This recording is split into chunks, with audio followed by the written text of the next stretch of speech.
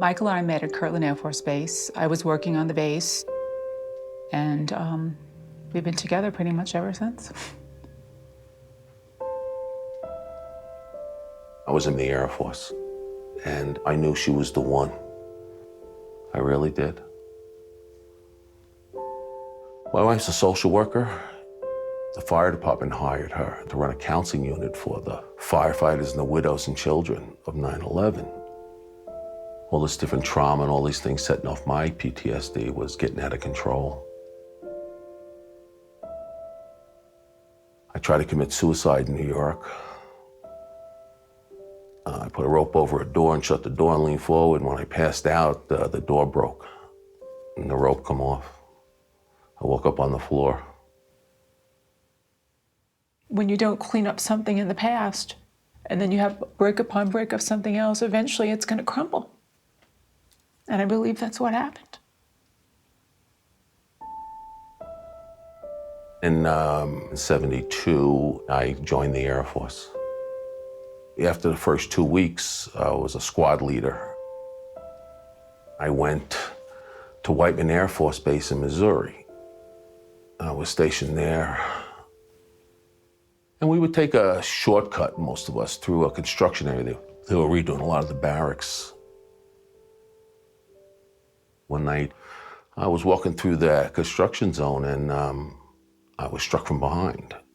I was momentarily knocked out and come to, and I had two guys holding me down and another guy pulling my pants down. They were military. They were kicking and beating me. I remember laying there and thinking that I was gonna die. And then I was sodomized. I crawled up in the fetal position trying to protect myself. And they told me at this point, if I ever told anybody, they would come back and get me and kill me.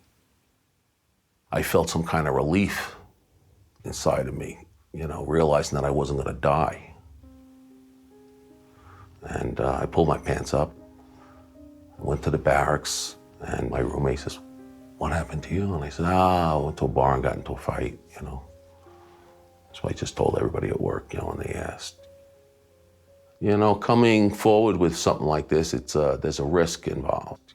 And there wouldn't have been any help. I never reported my assault.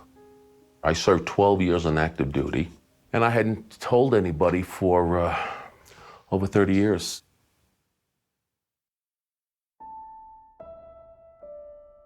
But on the day I told my wife, I sat there on the edge of the bed and told her I had to tell her something. I felt this feeling in my stomach of horror.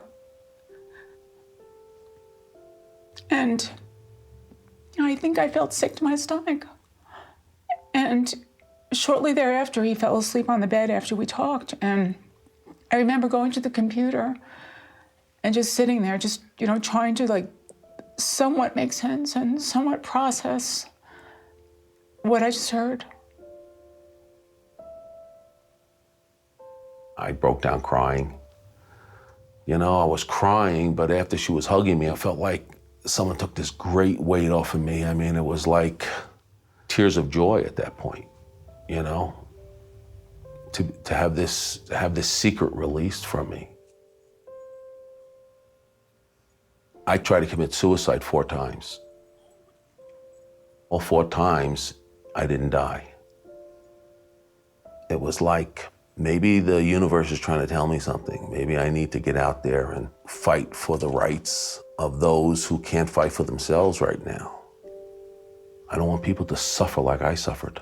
I don't want them to wait 30 years before they get help. And I'm going out there and I'm telling this story.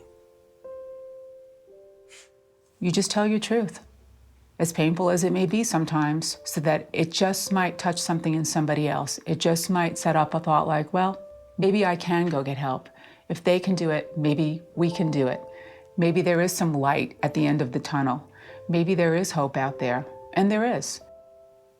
They ain't gonna shut me up, you know? And I got a big mouth, so, you know, I'm a New Yorker, what do you expect?